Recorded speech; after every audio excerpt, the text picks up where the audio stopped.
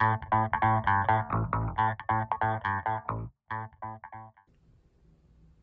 guys, so today I'll be showing you how to do the throttle body adaptation reset on your BMW F10. You definitely want to do this, if your car is hesitating, anytime you're driving in slow speed and you're feeling that jerk on your car on the slow speed, try to do this reset and this may help you out.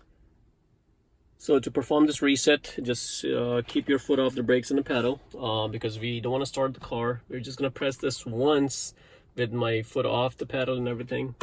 And the ignition comes on. Now once this is on, what I'm going to do is press the accelerator all the way to the floor. So floor it and keep it there for 5 seconds. So I'm already at 3 seconds, 4 seconds, and 5 seconds. And now what I'm going to do is I'm going to turn this off. And once it turns off, I'm going to release my foot off the escalator. Now at this point, wait for 2 minutes, and after 2 minutes it's going to be complete. And after 2 minutes, we can start the engine and then it should be fine. So I think I'm going to just wait for 2 minutes. So now the 2 minutes are up and I'm going to go ahead and start it.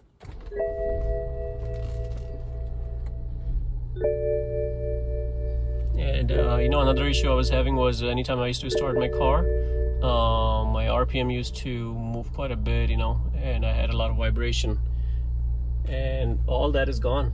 So my car is blocked, so I can't really drive right now, but I can already see the difference.